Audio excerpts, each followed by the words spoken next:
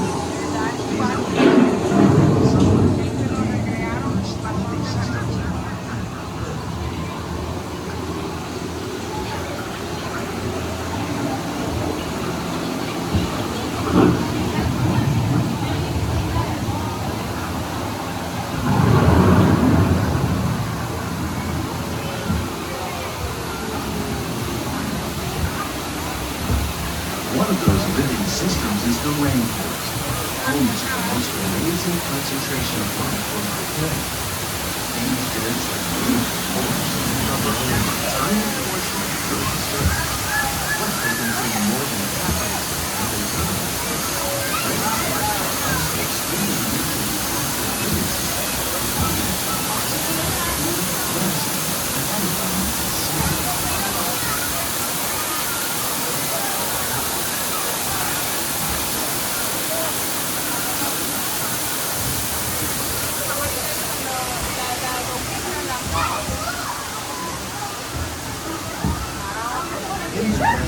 Nature has created a very different, no less beautiful living system.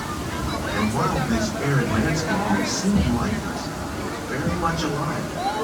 The plants and animals that have learned to survive in these harsh conditions make use of what little water they can find and avoid the scorching rays of the relentless sun. The American prairie once appeared as desolate as the desert, but over time, rainwater and nutrients gradually penetrated the hard surface of this land. Even the hooves of the mighty buffalo helped create the rich soil that one day become home to the American people.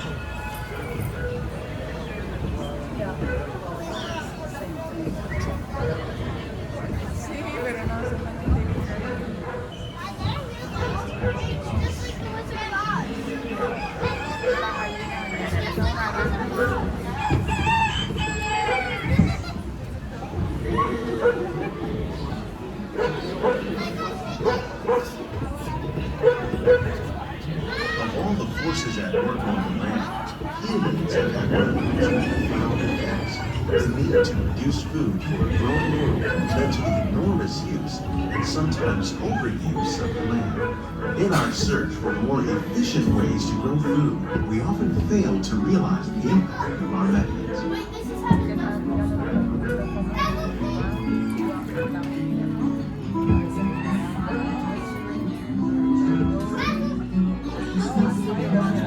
Today, we're learning to live with the land, discovering better ways to grow food that will assure both human and environmental well-being.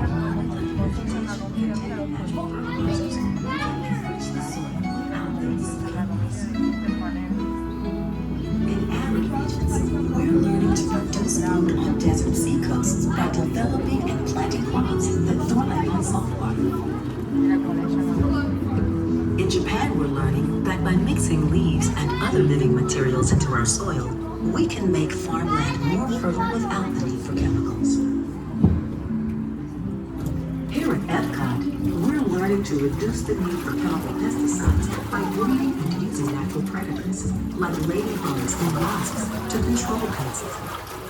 In the farmlands across America, we're learning that by plowing under vegetation containing natural fertilizers, we can enrich the soil without the use of chemicals. How will we meet tomorrow's growing needs for food production, yet still respect the nature of the land? Some of the answers are being discovered just ahead.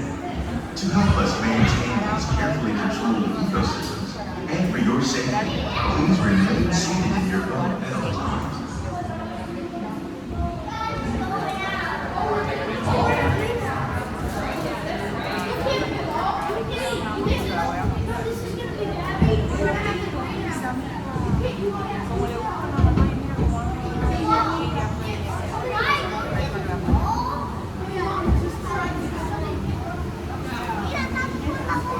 Welcome to our living laboratory, where For your safety, please keep your hands inside the boat at all times.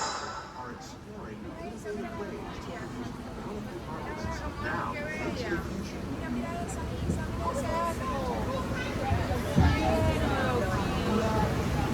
The tropics are home to the greatest diversity of plants on the planet. Many of these, like papaya, bananas, cacao, coffee, and rice, are well known around the world. These are just a few of the edible plants that have been an important source of nutrition for people living in the tropics. Many are rich in vitamins and minerals, while others are well adapted to growing in less than ideal conditions. Some, like the water lily, thrive in wet, swampy areas and waterways. All parts of this plant, even the flower petal, are edible. The starchy fruit of the plant has long been used to make flour for baking.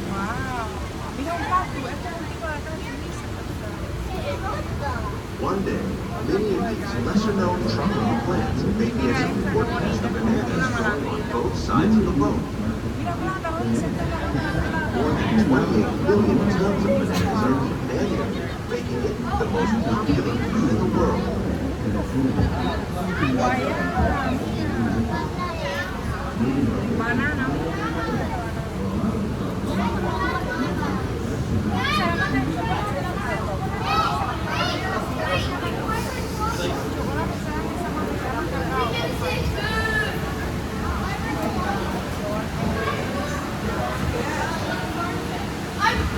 When we mention farming, you probably don't think of fish, but fish farming, or aquaculture, accounts for nearly half of all seafood. Tilapia, bass, the ones you see here are many of the more important crops raised by fish farmers. The sustainable system recycles the water it takes. As a result, we're able to save millions of gallons each year. Our small fish farm produces nearly 5,000 pounds of fish each year to serve in restaurants. Innovations like this play an important role in our products and still protect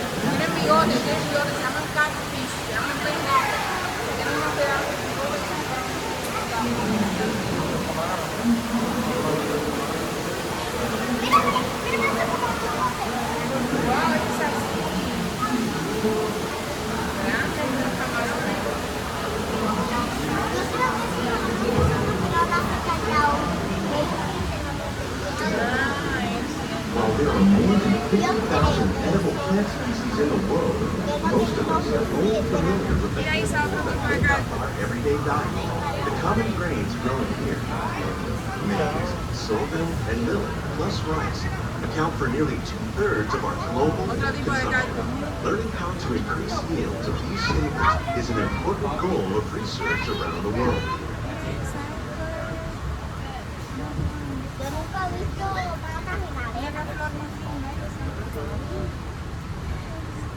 Mira, esta es una fruta que se llama passion fruit.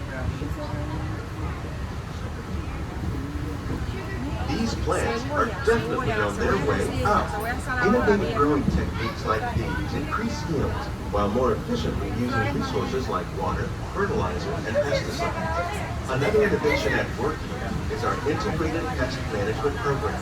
By populating our greenhouses with beneficial insects that prey on harmful pests like aphids and flies, we are significantly reducing our reliance on conventional pesticides. We're growing these crops using our nutrient film system. This technique precisely controls and recycles water and nutrients. With it, we can produce over 27,000 heads of lettuce a year in this one small area. A veces no le hace falta tierra. El humano ha inventado cómo hacerla crecer en un poquitico de tierra que tiene eso por dentro para vivir.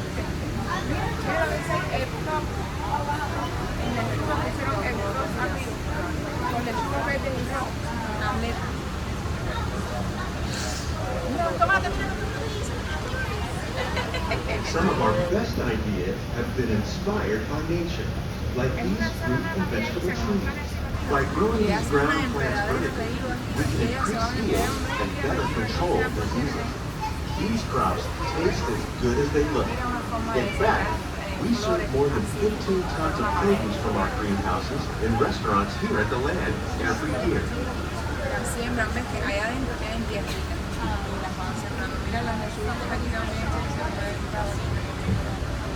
ves, entre esa pedacito de metal hay tierrita. Y ahí las van sembrando y mira lo que hacen. Viven ahí. Mira otra forma de sembrar tomate.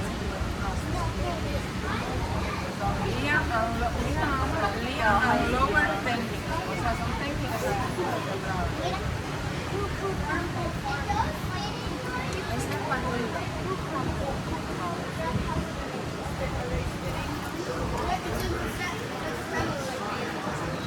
The future of agriculture may include innovative ideas like this vertical growing system. Plants grown in this way use a fraction of the space required by traditional growing methods. That saves water and increases production. The aquaponics system on your left combines hydroponics with aquaculture. The fish provide a natural source of fertilizer for the plants, and the plants help keep the water clean for the fish. It's another great way to produce more while using less. In our lab, Epcot scientists are working with the U.S. Department of Agriculture on a number of innovative projects. The goal of these efforts is to produce higher yielding and better quality plants.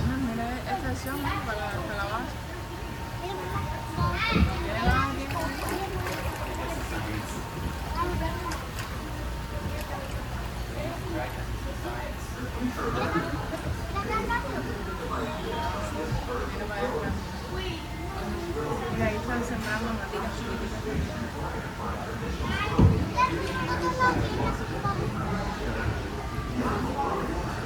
Flores amarillas, moradas y por aquí blanquitas chiquititas. Mira esa, la flor que le gusta a la mamá.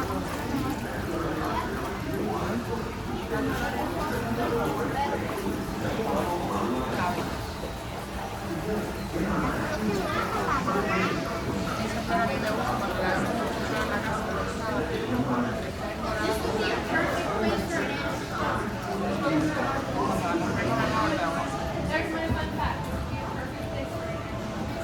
These greenhouses represent just a fraction of the work being done worldwide to produce bountiful harvests for our growing population.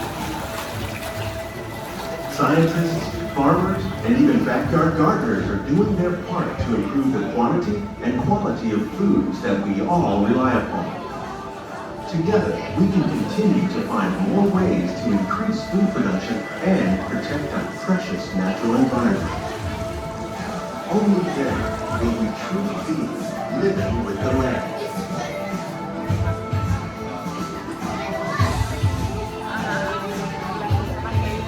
On behalf of Walt Disney World, we hope you've enjoyed this unique journey through our living laboratory. If you'd like a closer look, check out the Behind the